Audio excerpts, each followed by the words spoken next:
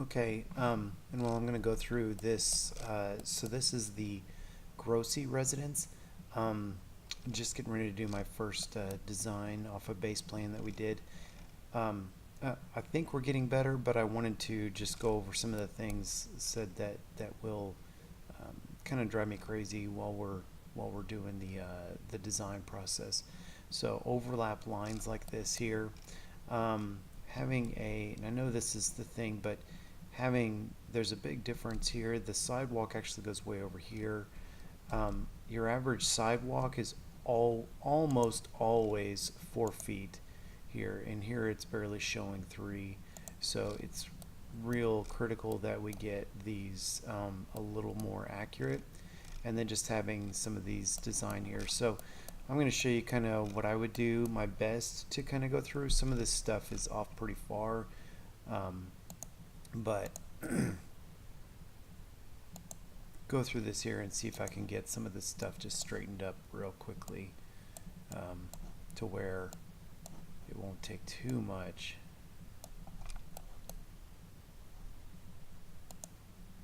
Let's see here, sorry. So just straightening some of these lines out here will make a big difference, for me anyway. Um,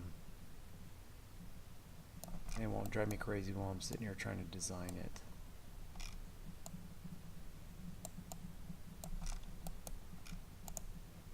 So that's a lot cleaner there, but having all these different lines everywhere will really be difficult for me to design. Let's see here. So I'll take this over here just to make sure that my house is square. And I'll pick a corner here that I want to. And I never like little gaps like this here.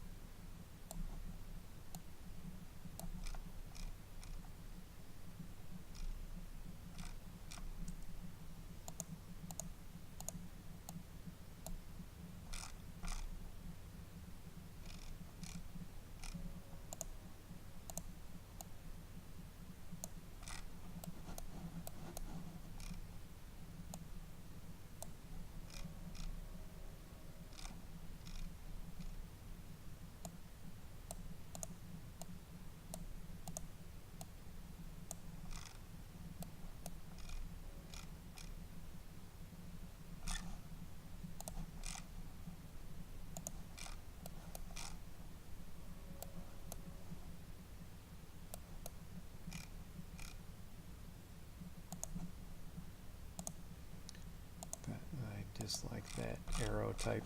That wasn't anything to do with what we're doing here. I'm going to fix a few of these things here, pause this, but you see how just these columns, and where it can get off is, see how far away the bed is. And there was already a gap there before, so I need to go through here and make sure the planter is actually touching the patio. So let me make sure the patio real quick is lined up with the house.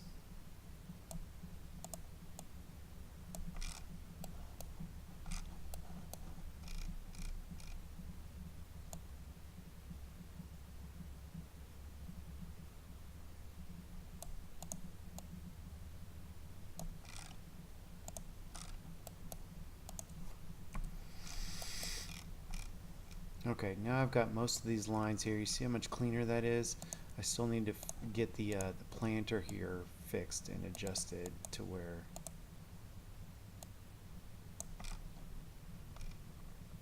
whenever I'm doing a radius, I never have a little line like that. I'll close that up, that little gap there, and then and then that leaves for really weird. So I need to bring this back out to where the house is at, wherever that's at. I'm going to straighten out some of these lines here. On this here, sometimes I'll be watching the video because I actually don't think there's a bed. right here you have shown that there's a bed along here.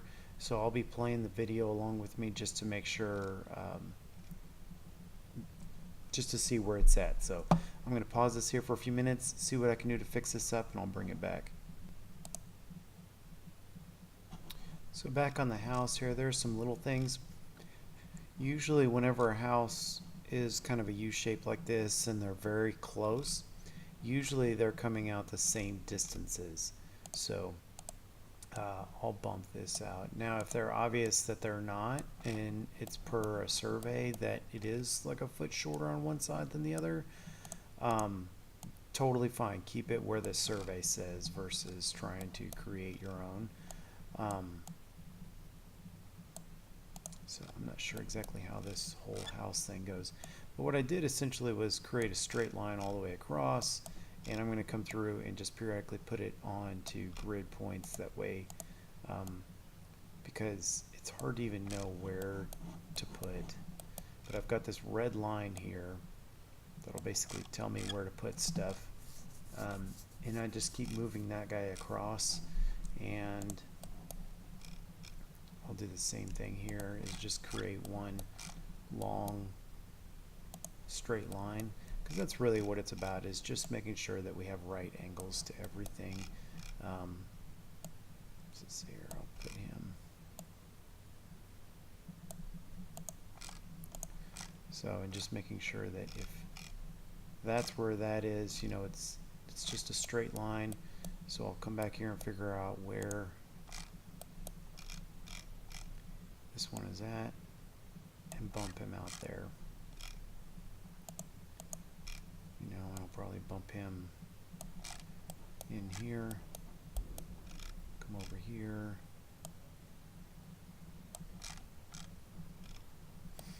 Any line that's, oops.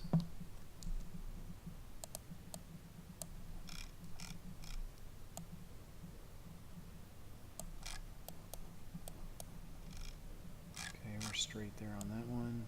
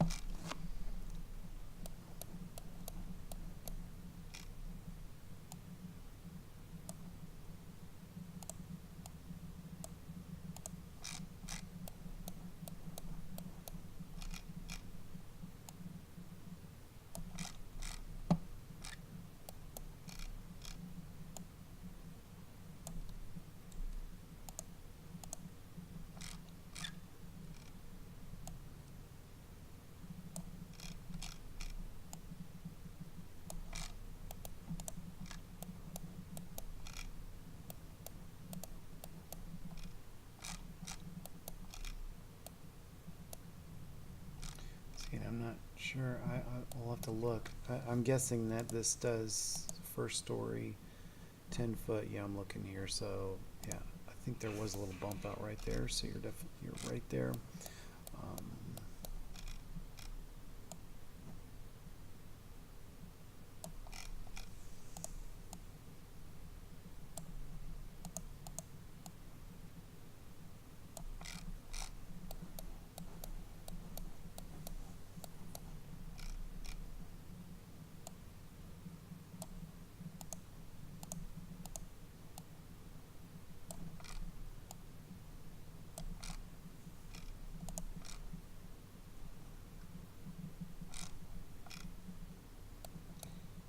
okay, I did all those lines.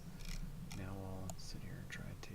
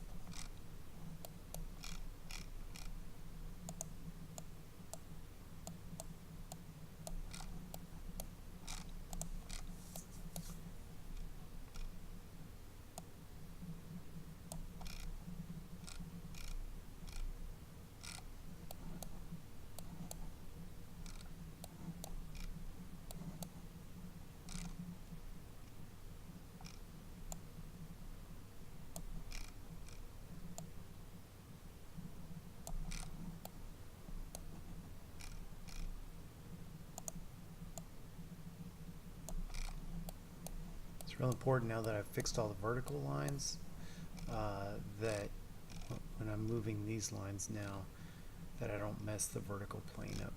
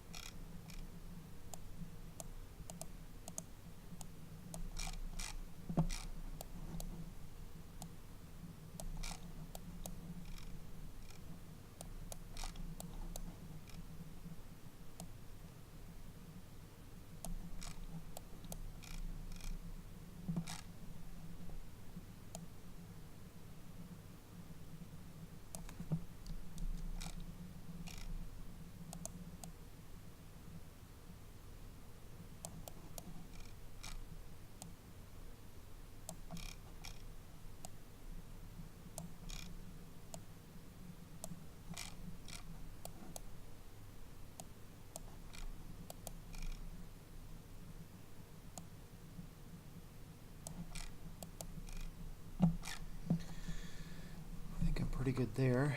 Now I just need to make sure that all of our sidewalks and driveways and fence lines, hardscapes here line up with, so if the garage,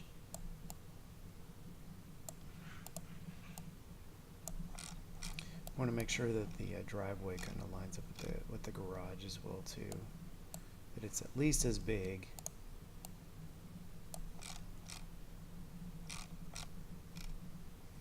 See, it looks like the garage is like way skewed. So sometimes what I'll do is I'll shift between, figure out what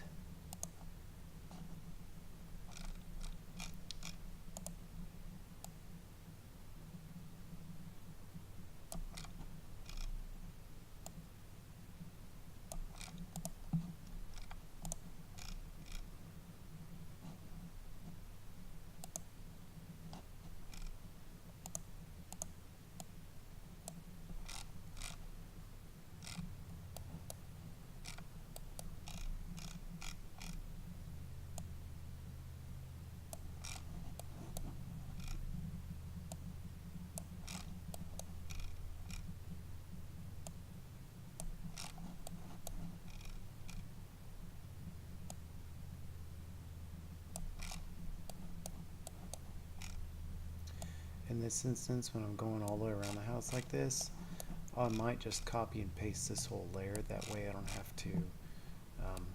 So that's set at 0 elevation. What I could do is copy that base house layer. So now that I touched it, sometimes when I touch it, it moves it slightly. Here's the layer that we want to copy. So I think it's that layer. No.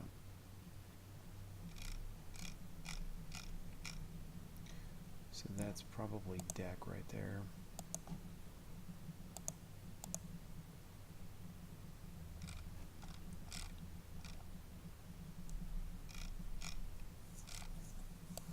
Yeah, we'll come through here and kind of delete some of this here. It was to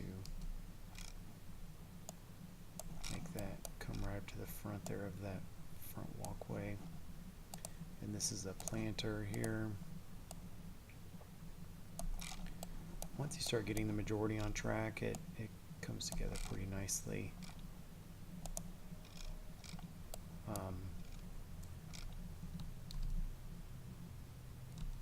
So I always make sure whenever I'm doing decks, I don't have this weird angle right here. I'll just kind of zoom this back to where this blue line, and then maybe make that square there. So again, typically the very most of these walkways will be 4 feet on the button.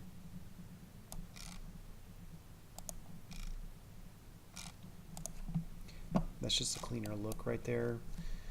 And then I'll have to kind of go through here and redo this bed, but at a minimum I would, for whenever I'm tracing lines like this, actually what I'll do is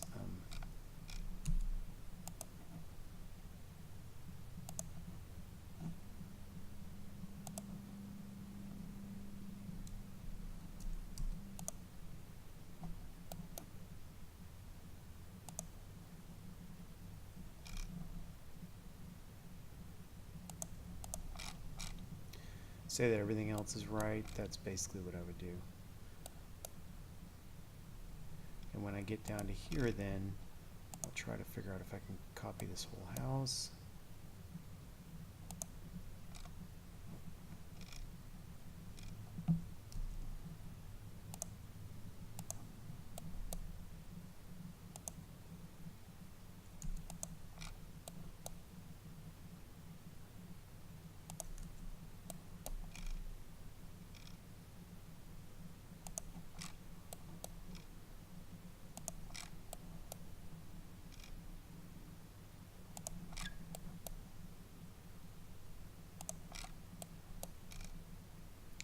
Now these AC pads always, I have a templated AC pad.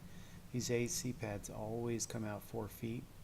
Um, so if you're only seeing a 2-foot AC pad, it's because they took the picture at an angle.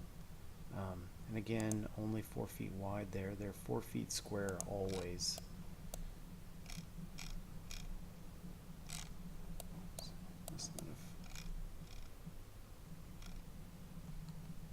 Control Z, there we go.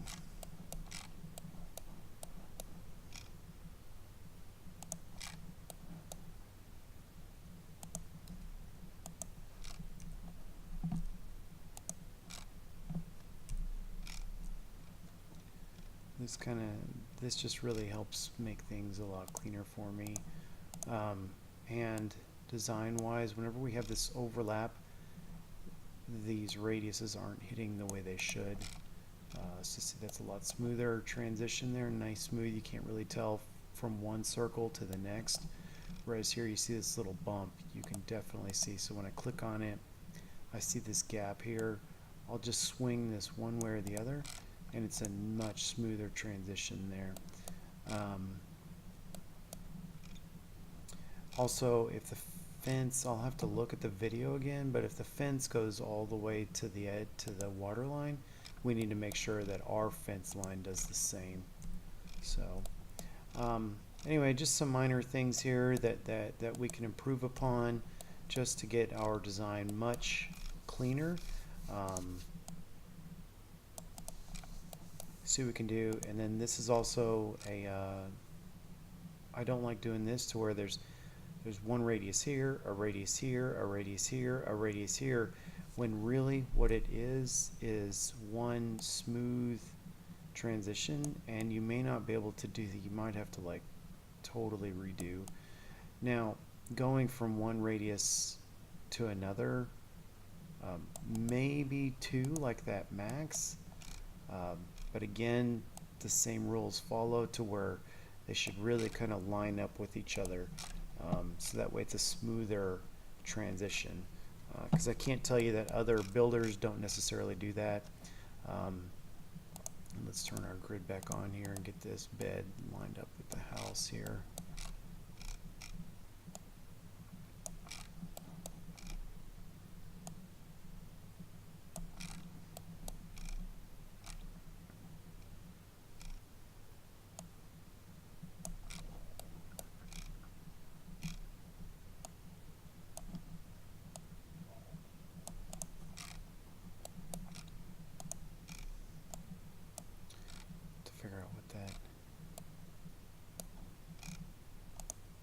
Is it that's deck or what?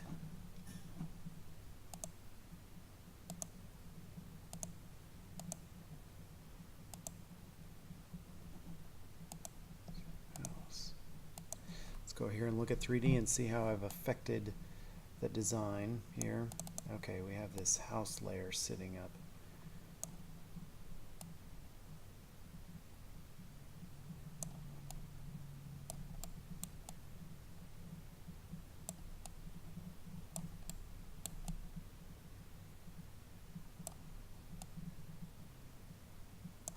Looks like we've got a lot of windows here that kind of got messed with as I did things.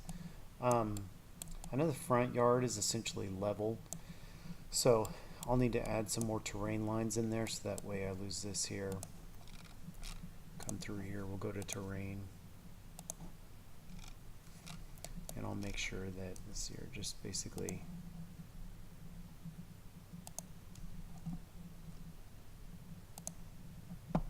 put that at 0 contour height there. Let's see if that helps this front. It's weird the way it does it, in the fact that it wants to, so if you continue to slope it 0 from here to here, it feels like it wants to continue going up. And so you can do that one of two ways. Then you can either throw another 0 in somewhere.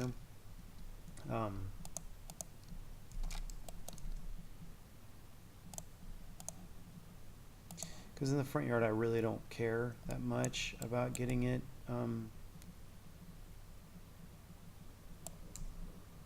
so in here I kind of messed up the front here, the front that you had designed. So take this all You know, some things I fixed and made cleaner, and then some things I made way worse. Let's see here.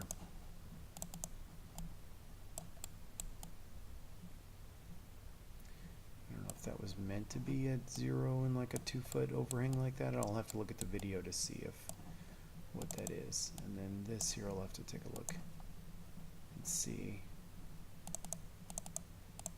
So obviously that's supposed to be it.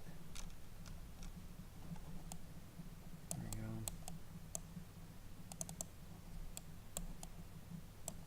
I'll take a look at the video and see. What I might have to do is I might do the design and then have you finish putting in the windows and whatnot. So yeah. Okay, we're gonna estimate out this this project here. This is the Grossi residence. You'll open up just a regular whatever plan it is, and I start usually by estimating the plants. So I'll hide everything, then I'll come in here and unhide the plants. I've already grouped together the plants. These ones and these symbols are shown to where these are existing, and we're not going to be messing with those. Group them together. It's super easy, so you can grab them all. And then I grouped all the trees together in another layer. I just hit Control and then grabbed them, and then I'll just hit Hide. While I'm estimating out my plants, I always pin this to my taskbar right here. That way I can quickly hide everything I need to. It's a little bit difficult on one screen versus two. So what I'll do is I'll just kind of drag this back and forth. So it's going to take a little bit longer. But what I'll do is I always start by putting in the name, the address, just right here at the top. And then right away you can just save it as. And what you'll want to do is go to the client folder and save it. So I don't think we have one yet. Oh, yeah, we do. And I always save their last name and then breakdown. One thing that I like to do too, this happens to be the first plan. This was labeled Plan 1. So I always like to label the breakdown and the proposal and the plan that I'm dealing with all at the same number. So if this were 1B, I'd want to say my pool studio is 1B and my proposal is 1B. That way everything will be saved the same. So this is Grossi 1. If you see up here, this is Grossi 1. So that way we know that we're all dealing with the same breakdown, proposal, and plan. Planting. So right away, I'll go in and start selecting. What I do is I'll pick plants. If they're close together or I can easily grab them, these are all the same. I know what these plants are, so one of the big things for you to do will get to be to know what these symbols mean. Okay. These symbols are Indian hawthorns. I've got 6 of them, but if I want to double check my quantities, I can just click this object properties here, and it says right there 6 objects selected. And then come in here and just hit hide selected. Come over here, click on the planting menu, and then come down here. It's hawthorn, Indian, and 6. Again, go back to the thing here. These are dwarf bottle brush. There's 3 there, and then there's 3 more over here. Hide selected. Go ahead. Dwarf bottle brush. I know it might sound like a pain, but it will be really, really, really useful if we had a key for all these. I do. You do? Yeah. Because that means I could probably estimate them. It would take me longer, right? But it's the way of learning. Right. I have a key for this. So the key is if you pull up library, and this is one of those. It's under mine's under. You can save yours wherever you save it. But mine's under all plants here. Oh, there, I think that's the key. All right, cool. Just That's the key. Yep. And this is how I put all my plants in here. All I do is once I drop that in there, I'll ungroup it. I usually recommend setting the elevation of all the plants. There's an easy way to save the elevation on all the plants here.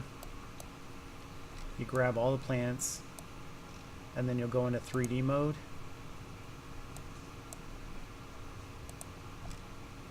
And then as long as you're only grabbing plants, if you're grabbing anything like planters or text, it won't let you adjust the height.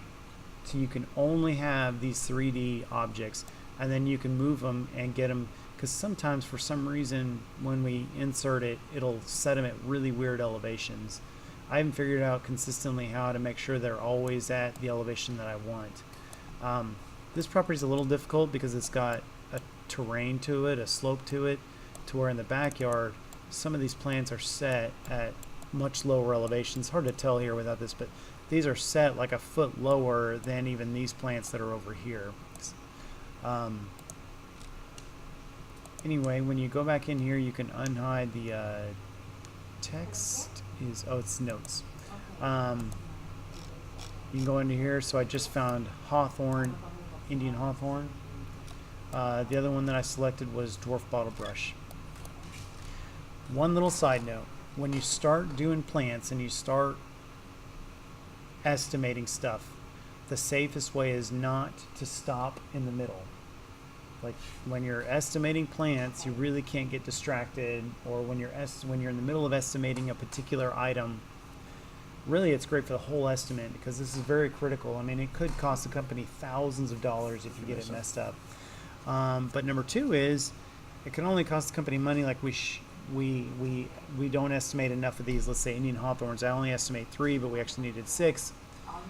The guys will then have 3 delivered to the job site, so then we don't get to charge the client for 6, but on top of that, the guys then have to go and either pay for another delivery fee, which is $45 to $65, or Paul has to go waste hours of his time go tracking down more. So it means a lot to just spend a few seconds to double check everything and do it right. Yeah. So now, go ahead. when you're doing the planting and this is your design, you get to decide how much of everything you're going to use, Mr. Aaron. Yep. Yep. I'll kind of walk you through. This one's a good one. It's a little trickier than some average ones, so I'll walk you through some of the things that we did. Now, because I only did the 12 plants, I was very in the beginning here. I only estimated a few things.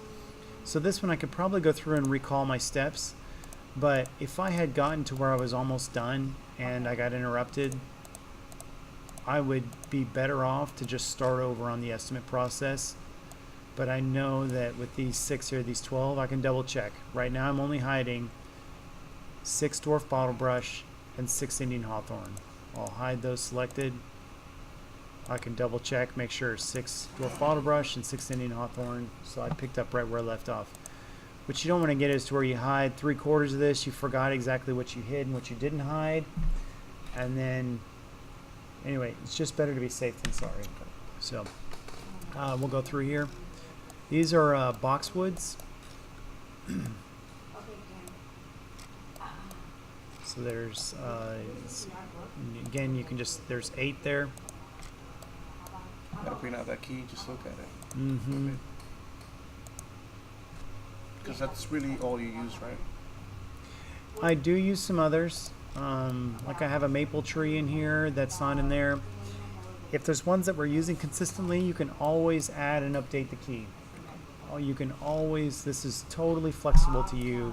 I created this. There's only Archer Services use this specific key. Yeah. So I just did 8 boxwoods here. I've got some agapanthus. There's some there. I think that's it there on those. You know, the good thing is that now at least I understand where I'm at. The first time you showed me these, I was like, yeah.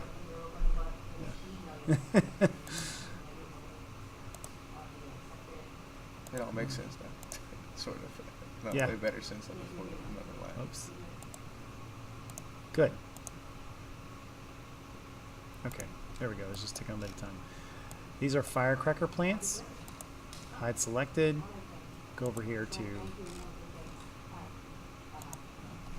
There's 3. It's in alphabetical order, but sometimes it goes by their first name, firecracker plant. Sometimes, like here, there's hollies. There's lots of different hollies, so So dwarf Burford, a Carissa, compacta, dwarf Yopon. So it goes by Holly. That way they're all together grouped by Hollies. So this, you just kind of have to get to know which one is their first name and which one is their second name. So that takes a little bit of just getting used to. It's not, I mean, it's a decent amount of plants, but it's not a crazy amount. not impossible. And it doesn't mean that even still there's clients who request a specific plant, Yep. we can change it. The thing is though, is that these are all hyperlinks. So I can retype in here, but if I don't edit the hyperlink, it's still going to take them, like if I were to put, if I were to change this to, let's see, I know I'm not going to use any ligustrums for this particular job, so let's just say firebush. Just because I changed the name there does not mean that it's going to change. If you can look in here, it says in the hyperlink on the second row on the very far right, I can't move my mouse, otherwise it would do it. But yeah, it would still take me to a ligustrum bush, even though I changed the name. So you just have to right click on this, and then you can edit hyperlink. And the way I edit the hyperlink is I just go to Google and type in, let's just say firebush. I don't even know what's going to come up, honestly. So yeah, we'd come up here, images, and we could just click on that link, Control C, come over here, and in this, I'll just hit delete in this, and then Control V, and hit that there, and then you'll see now that the hyperlink changed to firebush. So that's all I do. This makes it a lot easier for clients. They don't know what the plants are. This really gives them, and even you as in training mode, to see what each one of these plants is. Okay. So in real life versus what I picked. Okay, so we just did the agapanthus, and then we did the, I think that's where we're at here. So now we have to do these azaleas. These are dwarf little azaleas here. 1, 2, let's see, just to be sure I can come over here. Yes, I selected 6 of them.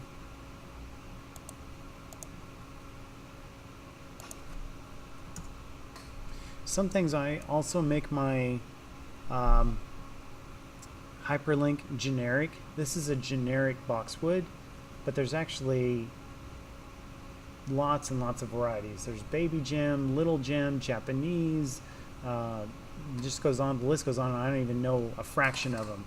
But I just do a generic boxwood. The clients aren't typically going to know what a baby gem boxwood is versus a Japanese boxwood. I try to keep it simple. So if they request a specific boxwood, Paul, it doesn't matter. I can type in the notes right here and just put Japanese, or I can put, like here, I know we don't want to use Japanese. We'll use, I can't remember if it's baby gem that I want to use on this one. I can specify it here. As long as you're staying with the same basic variety, you don't have to Google baby gem and change that hyperlink. Does that make sense? Yes, I get it. Okay. And that's the one plant that is square, right? Yeah. There's these here. These are, they specifically requested larger azaleas, so I'm going to do some 7-gallon azaleas in here. 7-gallon, you kind of have to customize. I don't have a lot of 7-gallon plants because I rarely sell them. And all I'm going to do is post azalea. Again, I can just come in here. They know what an azalea looks like, but I'm actually just going to just change it. The other thing you can do too is you can copy and paste. If I were to copy and paste up here,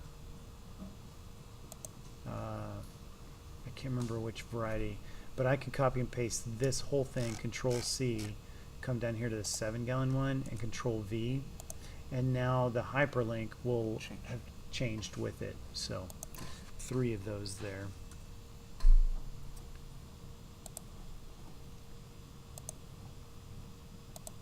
One sunshine ligustrum, and then I know I also had 3 more over here too. 4, I think that's it there.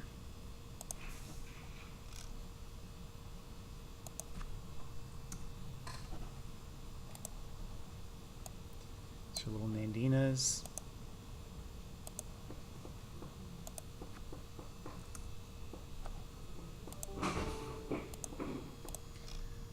Bird of Paradise.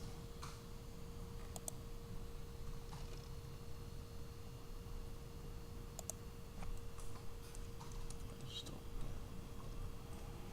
you got random plants. That's fine. These are actually, so these I changed from above in the plan view over here. This looks like a Esperanza. My Esperanza is actually a little bit bigger. They were kind of particular on their colors, and they didn't necessarily say anything about orange. And my hibiscus that I have is orange. And what I didn't want them to do is get upset that they have an orange plant in their landscape. So you can make note of things. If you change it, you could always put in here just V hibiscus. If What do you skip the orange ones? Oh well, hibiscus. do what, I'm sorry. Well, you just explain it in there. Yeah, just a little note. That way when they print the plan, you can say, and in fact, actually it'd probably be good to just do like 3. And you can't even call it out. Like you can put a little arrow here to it. If you click on this, it allows you to do what they call it out. And so you could just do this here, and then that way the guys won't get confused, because if we were to look at that, they'll most likely say that that would be, they would get confused and think they would want 3 Esperanzas there. And they might be okay with 3 Esperanzas. So, but that way you can get specific if you want to. Why don't you just copy and paste the orange ones in there? Because some clients are very particular about color. Okay.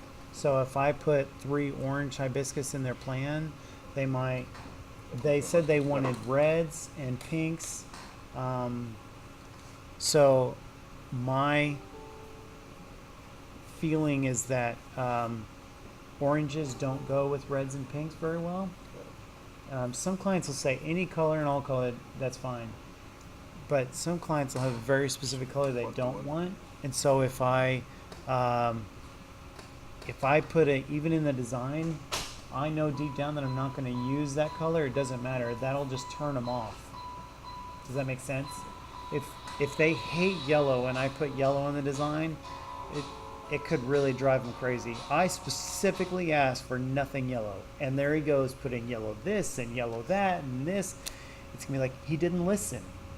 You measure by your own stick. Yeah. I get you. So it's better to make these small changes and change it out. Now they didn't say they didn't like orange, but usually people want reds and pinks. They don't want oranges in there too. So, but some people are very open when they say any and all colors. That's totally different than specifically highlighting reds and pinks. So, I don't even know that I'd go with yellow, but I couldn't find another color that would go. Yeah, really, if they have red hibiscus, but it looks exactly like this. So then it would look like I just had a mass of all these plants over here. So,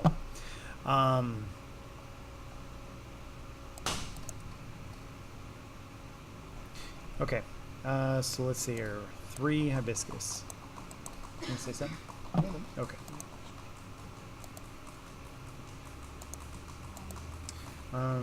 Did I already do? Oh, never mind.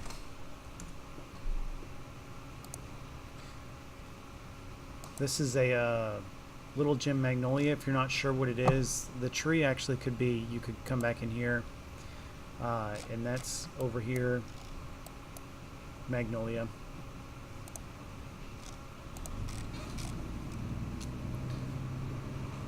Trees, a lot of times, I'll bid at 65 gallon is really what I like to bid, or even 100 gallon. Crepe myrtles, I don't mind putting in. Oh, whoops, I didn't mean to put 65 in there. 1. That would have changed the price there. Ouch.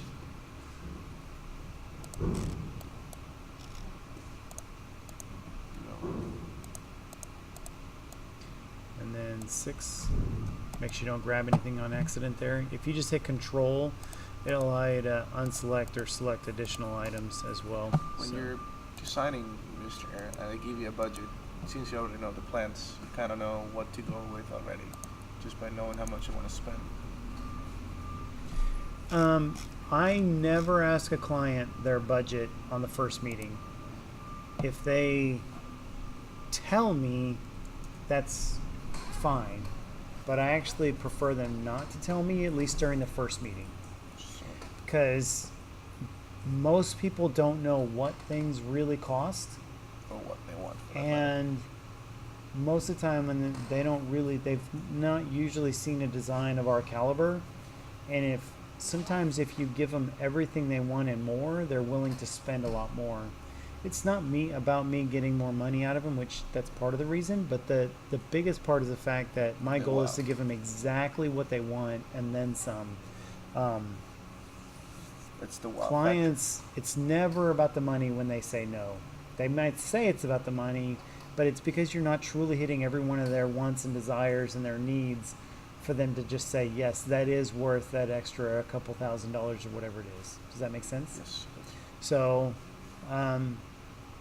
client usually has a rough idea budget in their head, but all that number is they just randomly came up with a number and said, I would feel comfortable spending So, $10,000. They don't really know what $10,000 will buy them. They just know that, yes, I would feel very comfortable with $10,000, even if it wasn't exactly what I wanted. But if I give them everything they want, they might be willing to spend 30. I've doubled, tripled, quadrupled people's. Well, this is So, way more than we were thinking. from knowing a budget to deciding. Do you design first, show it to them, and then they tell you a budget, and you work around it again? Or how's So it work? here's the way that I tell them, and this is something that you'll get into it down the road when you start dealing with the clients in that stage. So here's what I do is essentially, look, I never ask for the budget on the first meeting. Some clients will ask me, do you need a budget? Anyway, they'll ask me, and I usually just try to stop them right there. Because I just tell, it is what it is. If you want, see what I can do for you first. I'm essentially showing you my cards. I'm showing you my cards. I'm showing you what you can get for this amount of money. And I list every one of these items, I list out to them. You're getting all these plants, you're getting all these soils, you're getting this irrigation. They may have said that $10,000. They may not have even thought about the sprinkler system.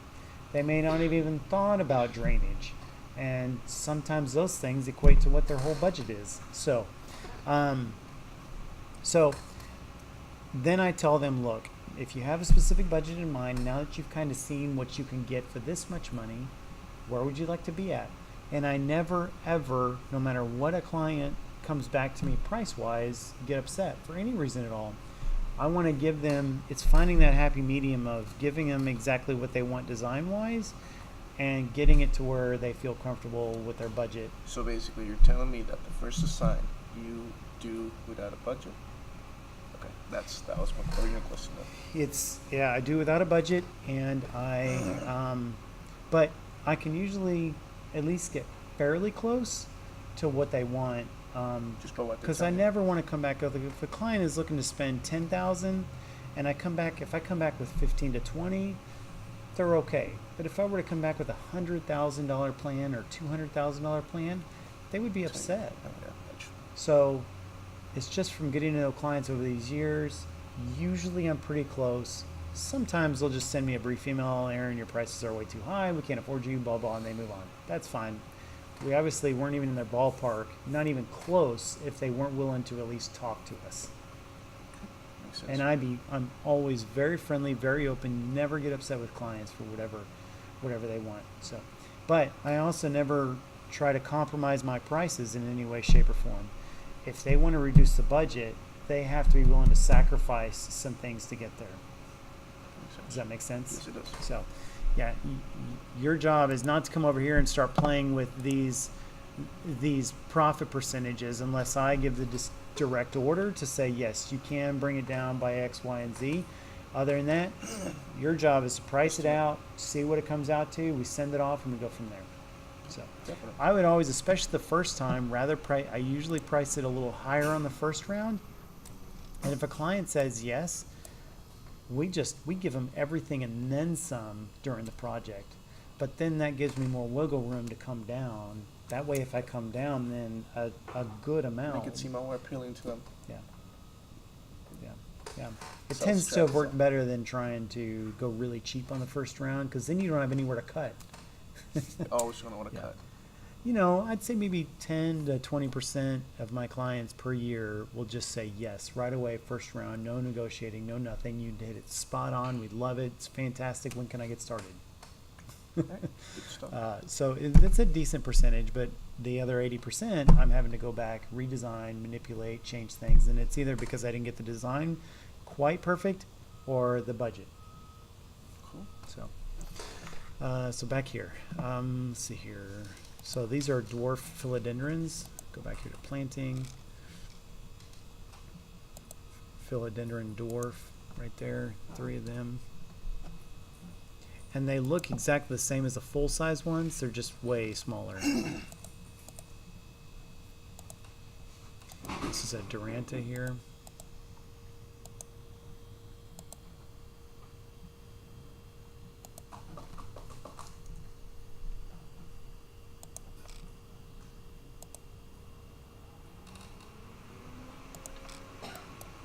Now all of this is annual color is what this is, and just because it's pink ground cover does not mean that it's any one particular. I use this one over some of the others, but my guys know that that's usually What it annual is. color. I probably need to rename that there. Okay, unhighlighted all that stuff. So what I do is I just grab it all, make sure I grabbed it all, come over here, 52, and then I usually divide that in half, 26 flats. That's kind of getting used to it too, to where, you know what, maybe that's a little high, could possibly go down a little bit, but a good rule of thumb to be safe is to just say half. Each one of those plants represents like half a flat. Okay. So if I say 26, That's actually known with the plant sizes in Right. life. yeah. Plus, they don't grow, do they? Even more. Annual flowers, those are those little flats that I was showing you. I mean, they do, Yeah, they some grow. can expand quite a bit. So, yeah, depending on what it is. These are actually just transplanted azaleas. Sometimes I charge labor for those. I don't think I need to. There's just a handful of them. So these are 2 plumbagos. In alphabetical, plumbago, 3 or 2.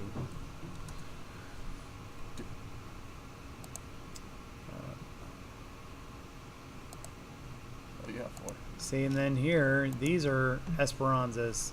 No, I'm sorry. I ended up using hibiscus on this one They just look as well. Yeah, I was thinking I changed it there, but You already marked them?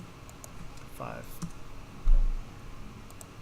So, if you miss, that's the great thing about erasing is now I know there was 5. I added 2 more. I went back here and I added 2 more to my 3 hibiscus and made it 5 total. Then this last one will just be a vine. Not sure exactly yet what vine I want to use, but I have vines right here. 8. They're all about the same except for that mark.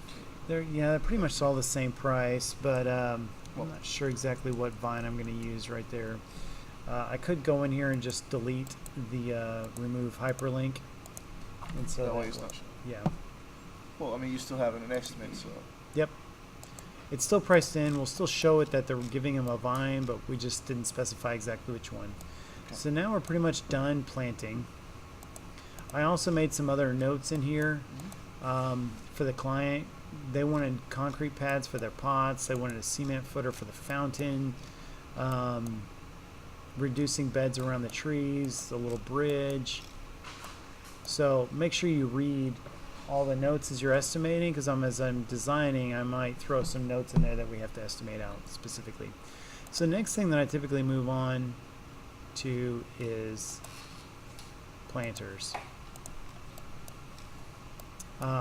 One thing you got to double check is to make sure that there aren't some additional planters that were hidden by decks.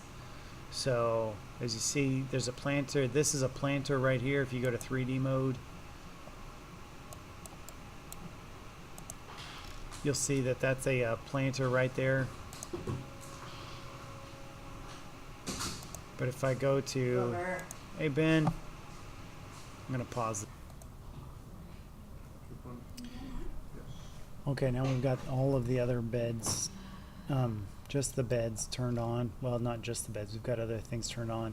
So like this is a bed, but this is gravel all the way around the property. I can take you over to 3D so you can see, just to verify what I'm talking about. So this is a bed, this is the gravel, this is the patio for the house, this is the neighbor's patio, patio for the house, stepstones. So we're gonna go through and if we can turn off anything that isn't really related. You don't have to get real detailed on this. Sometimes you can end up spending too much time worrying about some of these small details. So don't spend too much time here. That's the AC pad, driveway, sidewalk there. So just hit hide selected, street. Oh, somehow I accidentally turned off that bed right there. But let's just grab everything we can so we don't spend too much time.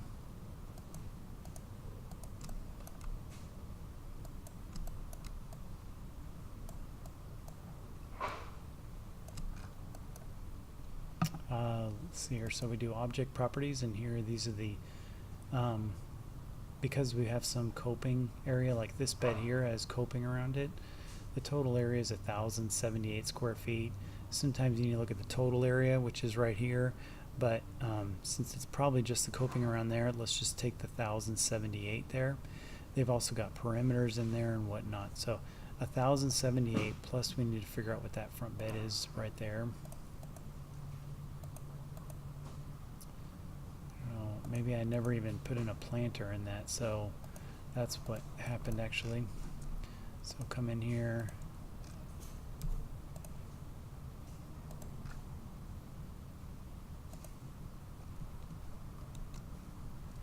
Fact.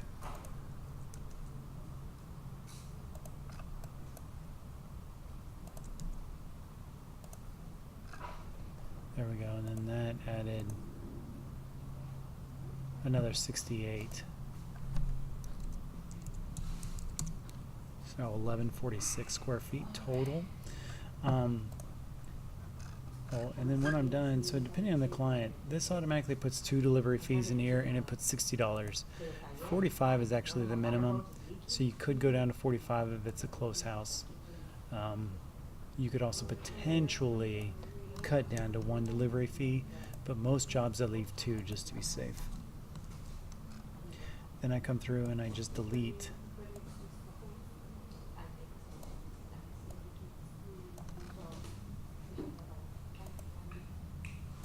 Being careful not to grab anything that has a number in here.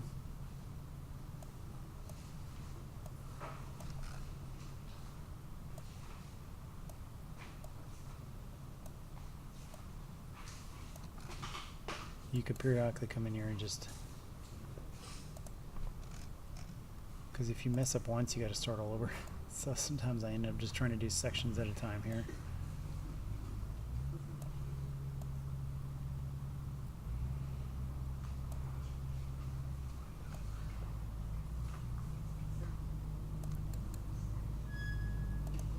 Now, some of the things are formulas. Formulas meaning that when I click on this cell down here, this comes up as a formula. It doesn't come up as a number 2. This is how Excel sees it. So it's copying if 0, 1, 12 is greater than 1. So anything if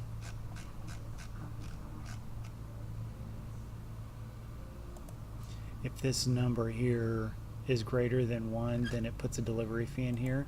So when I transfer it over here, it's looking all the way over here. If I do 0,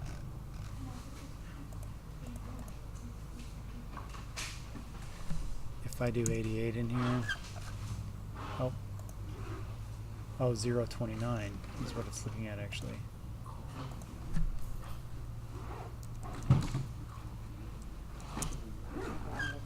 See, it puts it back in here.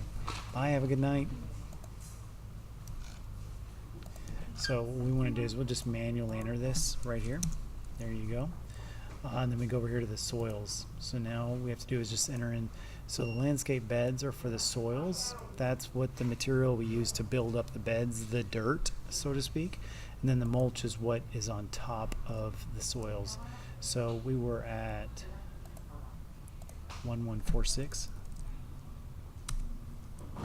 And usually I do 1.5 is what I do. So it comes up, it automatically tabulates 71.6 or 5.1 yards in there.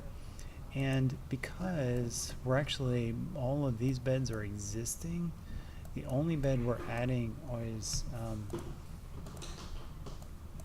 this bed, and this bed are the only ones that we're really adding. We're changing the shape of this one a little bit, but so we'll go in here, and it's 274 square feet. With the coping, it's 297. But let me show you one more thing. Normally, we just come in here and put that, in there, I can't remember, it was like 246. Normally, I'll just come in there and I'll just put 6 inches. So all these beds would be 6 inches of soil, but this bed is going to be quite a bit higher here. Let me show you material-wise. If you ever have a question, you can always change it to this tile and do 6 by 6 and do a simple like large. Each one of these tiles is 6 inches, if that tells you anything. So if you notice, it's one tile that's 6-inch tile, 6, 12, 18, it's almost 24, plus that would be a good 24 inches on this side. We're 0 on that side, so we'd use our normal 6 inches over here.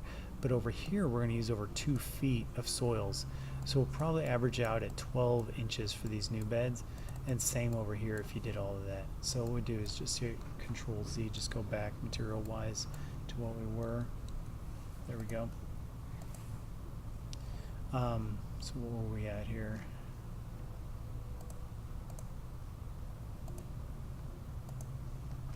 That and this.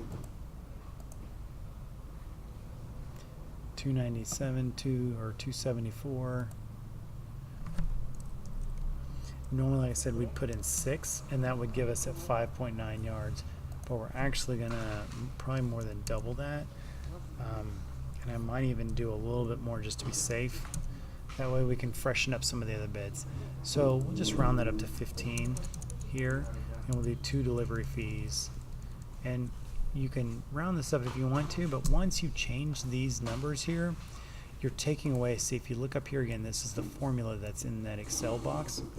Once you put in a number here, so if I do 72, it takes away that formula. So you always have to be aware, because if I come over here and I put in 2000, it's not going to change anymore the way it used to.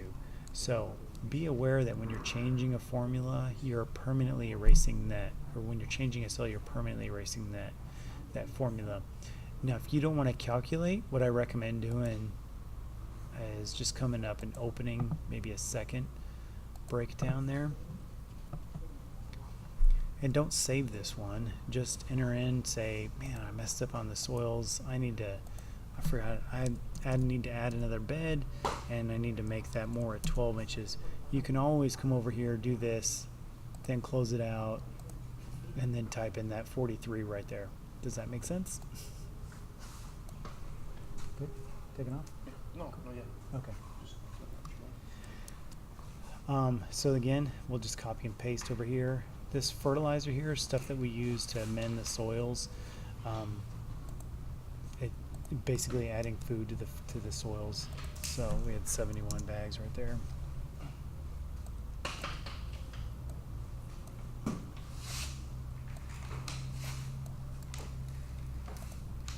Again, we'll just use that one thing. And here, what I usually do is I just take that down to simple numbers right there. So now we've got the soils.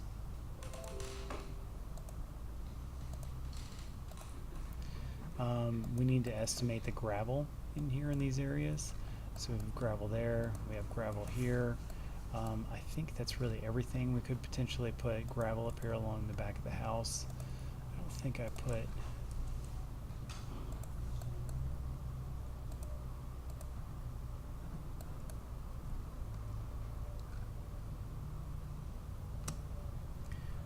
We'll just keep it right here for right now. Let's just add that one. And right along here. So 112 feet we'd come over here to stone, and this is where I usually put it as one of these two. So in fact, you can actually put it here. So 112 square feet. It's 1.4 yards. I haven't redone my formulas yet to calculate this out for you automatically, but usually you take that and almost divide it in half. So what I would do would be 1 yard of the crushed granite and gravel, and then 1 yard of the black star, and we'll just do 1 delivery fee.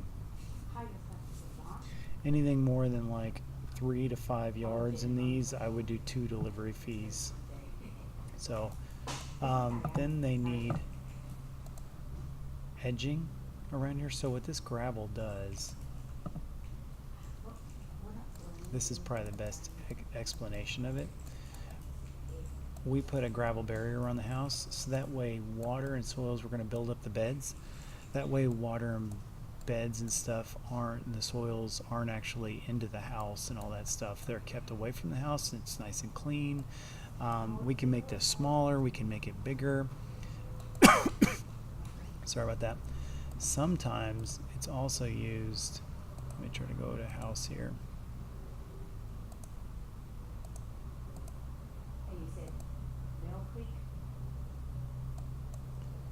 It's going to let me. Sometimes this can also, so like if a client doesn't have gutters, this one does. So you can see the downspouts here. But let's pretend they didn't have gutters. All this water would be coming off this roof and pouring down onto this bed and causing the mud and stuff to splash up. So what we do is we create a gutter on the ground, but this has to be wide enough to catch the water even when it's pouring from here, because when the water's ramping down here, it'll really come out to 3 or 4 feet out. So this won't work for that, but it does work for the other reason, to where we're just keeping the soils away from the house and keeping it nice and clean. For a gutter on the ground, it has to be at least 6 inches to a foot past the roof line, and it'll catch all the water coming off here and disperse it, so that way the mud and stuff doesn't splash up on the house. That's what a bull rock, what we call a gutter, a bull rock gutter or whatnot. Over here, I need to change this material wise.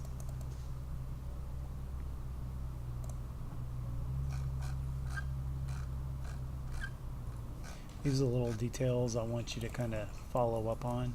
So what this is so the ground is sloped to go towards the channel down there. This allows the water to flow freely down this, because usually along fence lines there's a little ditch almost that's where the water travels, is between the two houses, right down the middle to the to either to the back if they have an open property like this one.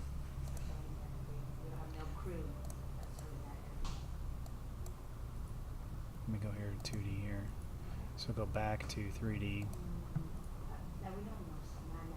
So if you see the water, it's flowing down. You see the slope here on this. This allows the water to get back behind here into the water. Now some of it might get caught here, but our guys will grade it so that way it goes around that bed there. Otherwise, we would just trap a lot of the water right here or force it all onto the neighbor's property, which wouldn't be good. So whenever I'm building a bed along the fence and it's affecting the drainage, that's what I do there. So they're built the same way though. So we have to then put in edging, mainly along this whole side, right, these two sides right here, and then in the front as well too.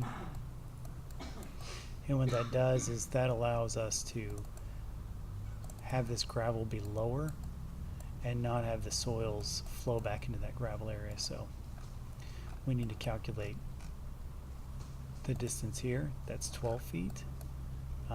Plus the distance here, which would be 15, 30, so 15, 15, and then 7, almost 8. So that's 38 feet plus another 12, I think that was. So 40, 50 feet essentially of edging is what we'll need there. Come over here, and you can use metal edging or bend a board. You can click on the links to learn the differences, and I can give you a class on that someday to what that is. Let's just say right now we'll just do the metal edging there, And that's really all you'll need for those little gravel borders. Again, come in here.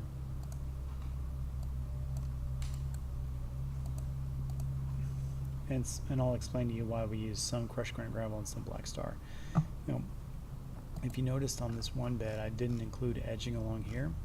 It's because if you noticed, at least in the 3D video, this bed is going to be very tall. So we're actually going to need more than a 4-inch. We're actually going to need like a 2x12 to get up there height-wise on these two.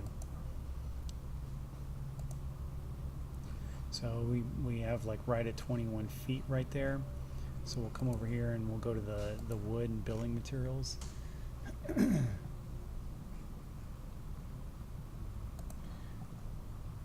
So to construct these, I can help you develop pricing on this, but you can always look up Lowe's, and we usually use pressure treated, which is symbol as the PT that's right here. There's already a 2x12x16 cedar. What we'll do is we'll just change that to, so we'll do 2x12 by maybe 12 foot. So this is inches here, is what that symbol is, and then this is foot. And then we say PT for pressure treated, and you can go to, and again, it's just kind of getting to know your materials. So we'll go to Lowe's or Home Depot, it doesn't matter. And all I have to type in is like 2 by 12 by 10, and you can say PT or whatever, say PT if you want. So 2 by 12 common right here, 12 foot, 27.98. It's 2 inches by 12 inches by 12 feet, 28 bucks.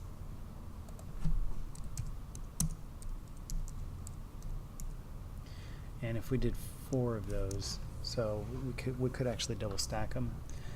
Then we need posts to kind of hold those in place.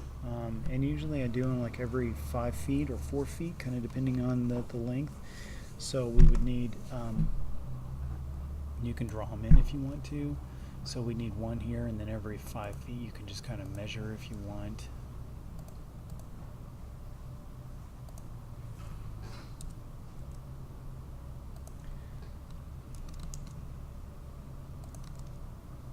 So yeah, we do 1, 2, 3 there, and then 1, 2 on that one. And then half of a 4x4 should do it per one, so 5. We need a total of,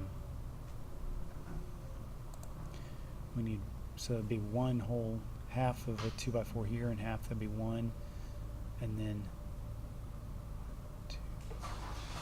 Okay, so we would need 3 of them total. You can throw a little bit in hardware if you want to, just for like nails and screws and whatnot. You don't even necessarily have to have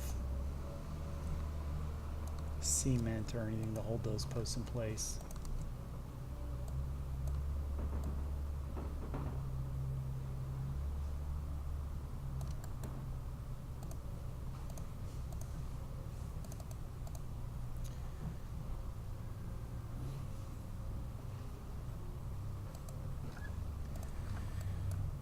Okay, we are going to have to modify some irrigation. What we're going to have to do is, right now there's probably just a bubbler here and a bubbler here because there's only like a single tree zone. There's not much irrigation. We're probably going to have to add a whole new zone for these 2 beds and modify the zones around it quite a bit, because this just takes getting to know sprinklers.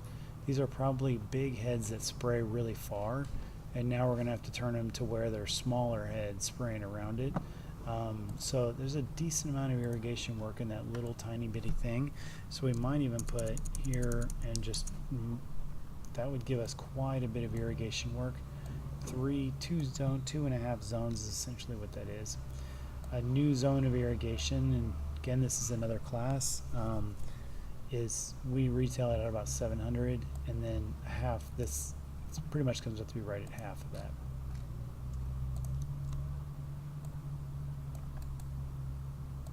That just takes experience in getting to know sprinklers. Been doing them for a long time, so I can help you. You can ask me questions on these things.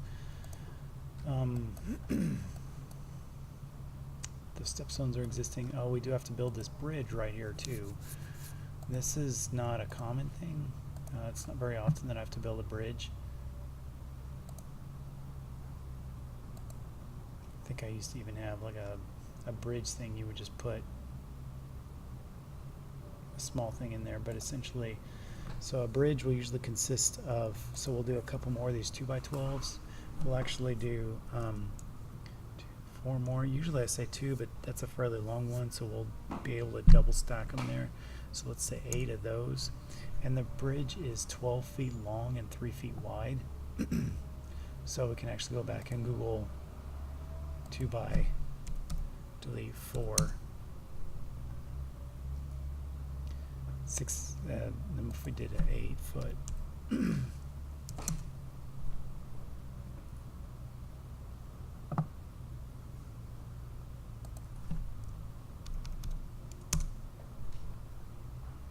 2 by 4 by 8 is 468 is what that one comes out to be, so $5. And that 2 by 4 means that it's 2 inches tall and it's 4 inches long, is what that means. So if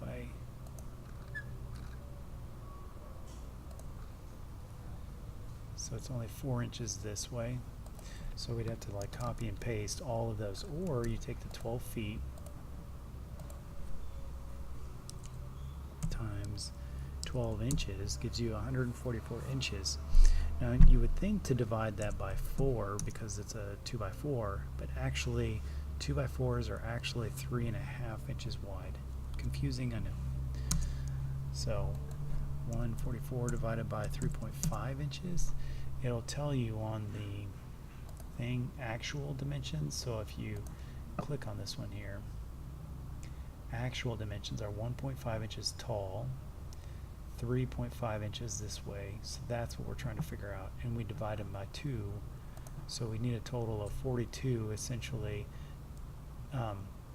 divided by 2. We'd only need half as many. We need 42 total 4 foot wide pieces, so we'd actually only need 21 2 by 4s.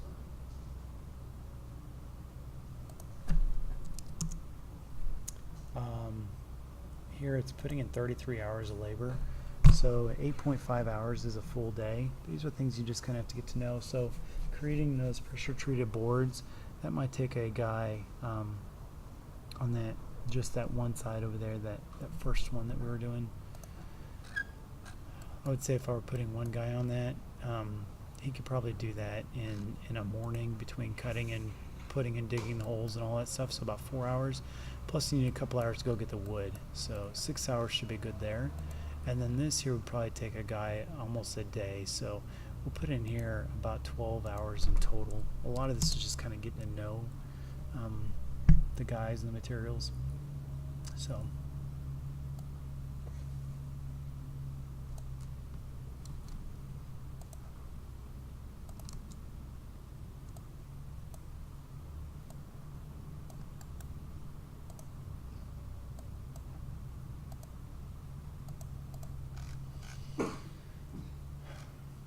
so far, these are our costs. So far, our cost of materials is $3,992.94, and then the labor cost is $39.25. It's going off of this price right here. If you click on this formula, what it is, anyway. Actually, I think it's.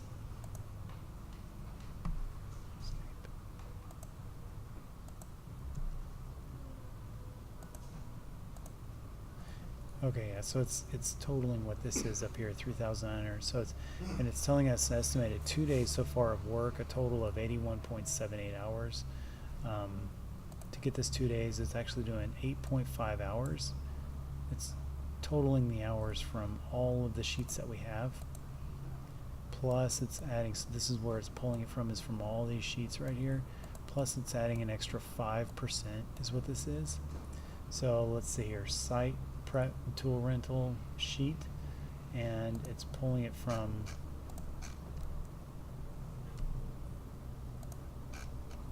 this line right here. So if I were to put in, let's put in 1,000 hours. So it would automatically bump it up right there. Take that out, and that's how you're getting these total hours. And then it breaks those hours into days and how much we need to make per day. Our goal for the landscape crew is $400. So if we take 336 divided by 0.8, it's actually 420 is what it comes out to be per day. So we could possibly lower that a few bucks. $400 is ideal, kind of where we want to be. Okay, so now we have to figure out that covers.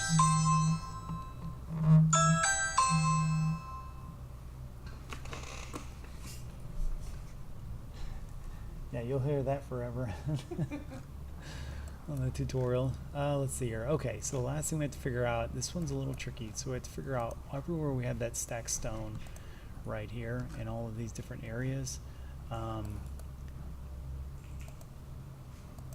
And we have to figure out how high that stacked stone. So let's hide all except for decks just to get us where we want to be at. So here, here, here, here, and we also did a couple up front as well too. So those are fairly straightforward, especially these guys up here. These guys are going to be the same height. So let's start with height, because these guys are only 6 inches tall roughly. Any other one?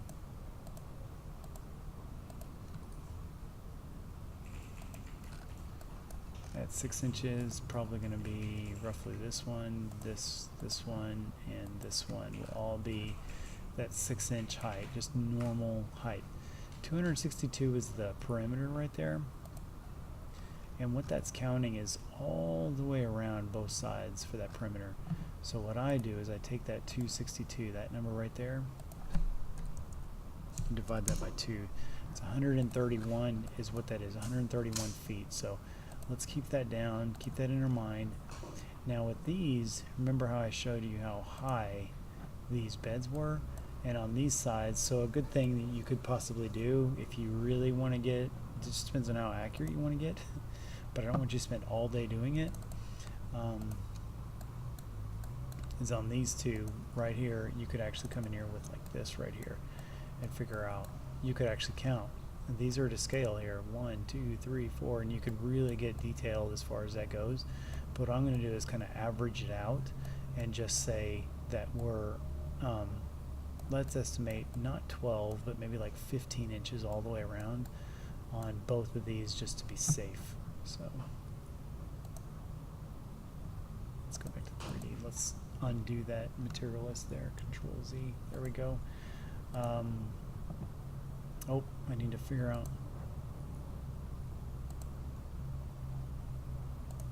So again, these two things are kind of bid out a little bit differently.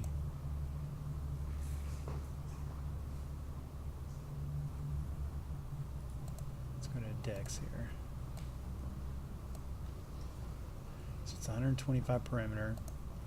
125 divided by 2 is right around 62, 63. Right? Yeah, I think that's right. And then over here, it's just built with a deck and then it has coping. So we actually want to take the real perimeter, which is 47 right there. So plus 47. So 241 linear feet of bed edges is what we're going to do. 200 and, I'm sorry, I messed that up. It was 125 plus 47, and then so that's 172. So 15 divided by 12 equals 125. So 1.25. Okay. So on these here, we have to actually build a concrete footer underneath all of these, and then we're going to lay the block and mortar it in.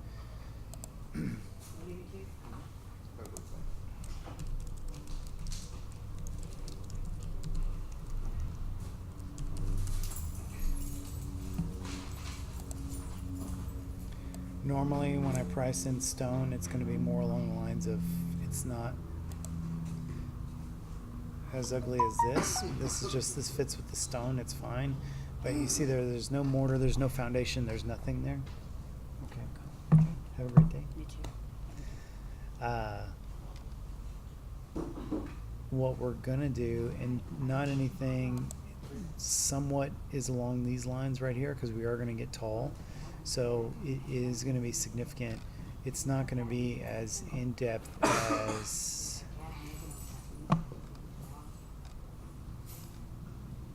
oh gosh,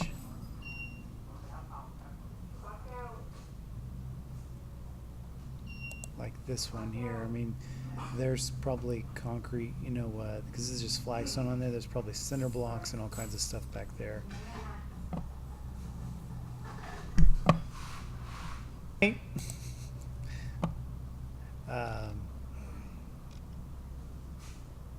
We love these paver walls. We're really, really good at these paver walls.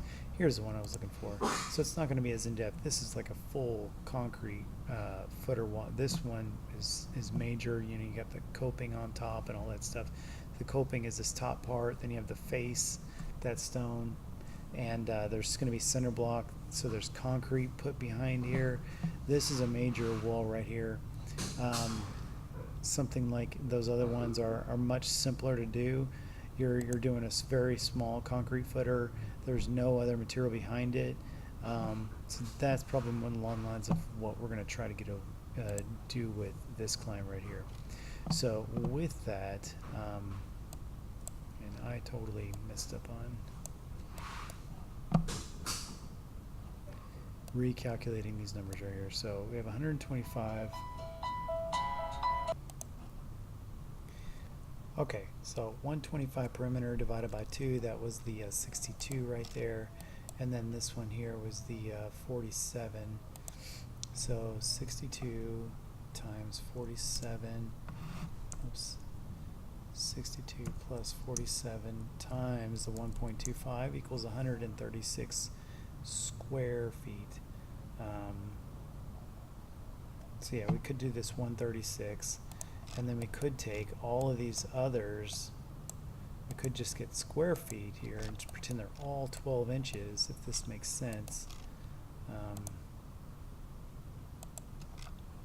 think that's all the stone raised areas.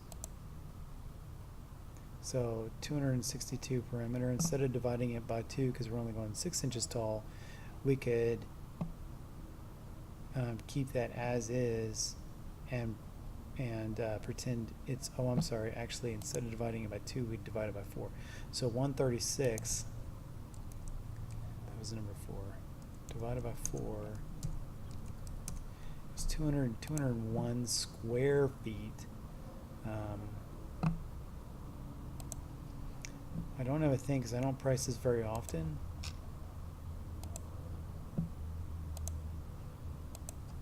$201. A height of 12, thickness of stone, let's do 4 because this is going to take a lot more time. So we're going to need 14,000 pounds. Let's put in 2 delivery fees just to be safe there on that. We're also going to need a concrete footer and all that stuff.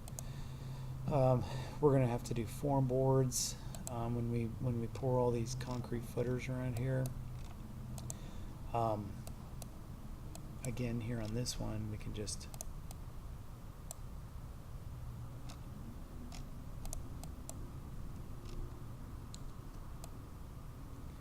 on this, what we're going to do is be pricing out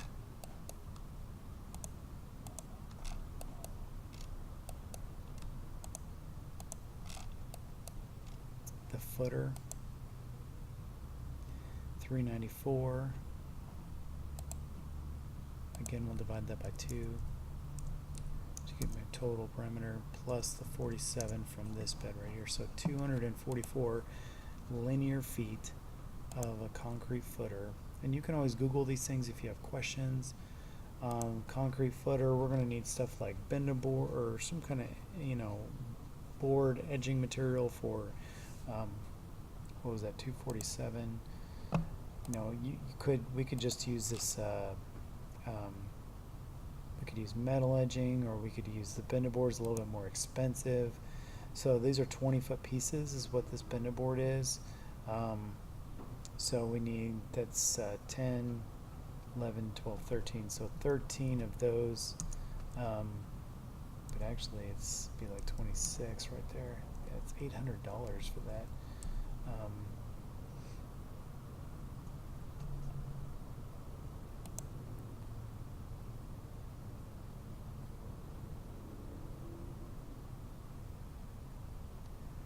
Yeah, so then that would be like 500 be 55. Yeah, so we'll just say 5. We'll do is probably try to get some kind of wood, maybe rip it down in plywood. Let's put a $500 budget in there for wood. I'm just trying to forms 500. It's probably going to take the crew a full day to set all the forms and steel and whatnot. So we're going to put, there's 5 guys times 8.5. That's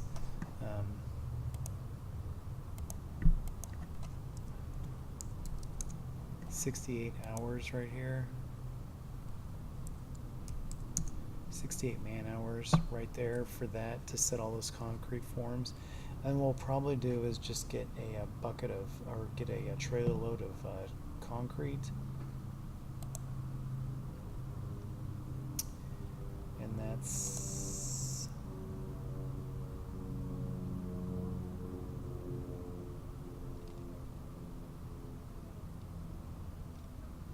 I can't remember what that is, but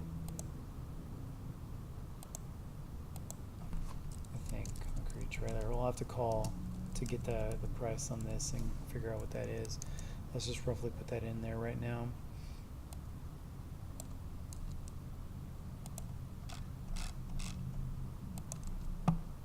So we need to grab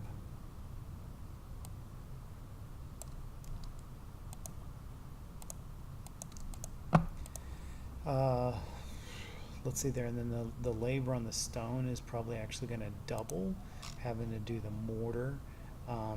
So what we do here is, this is per layer, it adds it up, so if we do, then that would double that.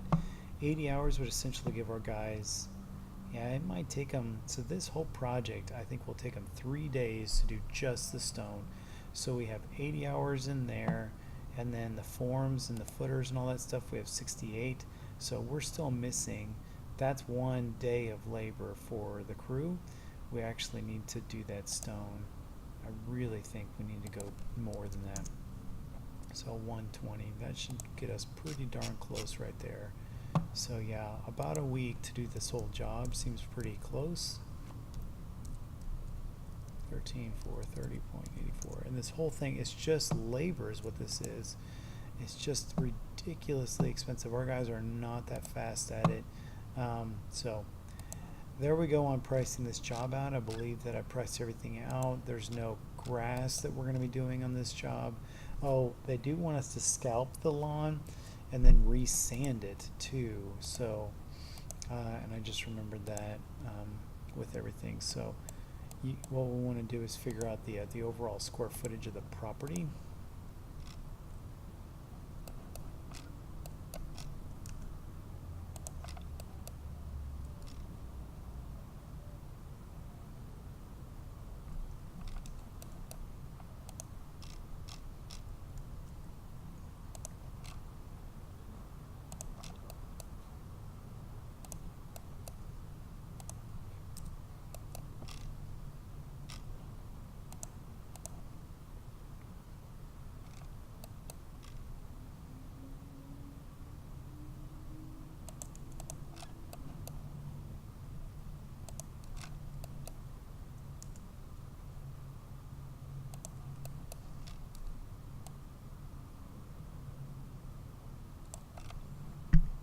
So it's roughly a 13,000 square foot property right there.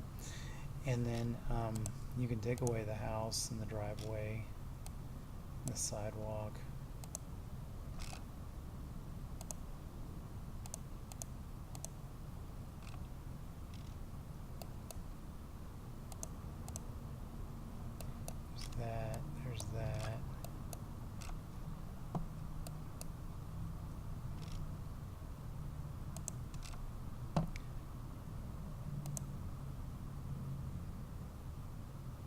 So 5,500 feet,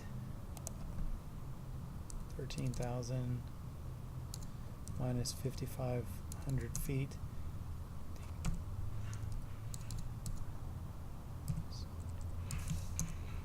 7,500 feet, and then what I say in beds that we had here, if we go back to the beds with the soils here, we have another 1,150 square feet. 6,350 with soils. So what we'll do is put in here, so if we do good soils,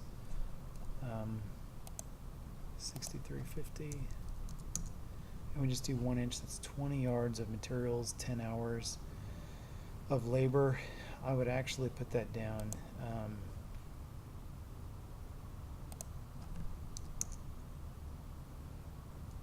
Yeah, there we go. And then we need to scalp, but we should have enough labor in there with everything else, with scalping the grass. So, yeah. 7213.26. And then just delete this. You don't have to do any math. 14438.84. Let's say we wanted to separate out the irrigation. We hadn't priced out the irrigation. This one is always super simple. If you want to price out the irrigation separately,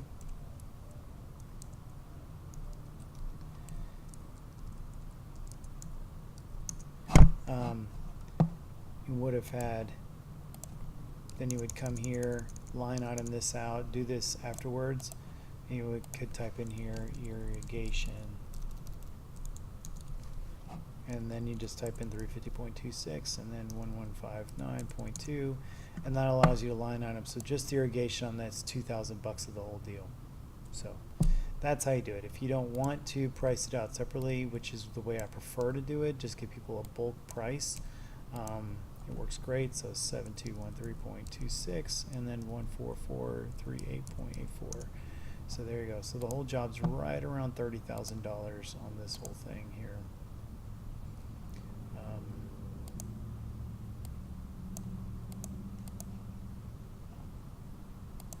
So 20%. So yeah, we want to make sure that we don't creep over. Like if you're just barely over 30, you know, you have my permission to go down a few dollars, but it's also great to go up if we can too. But our prices are very good to where we could potentially come down a little bit.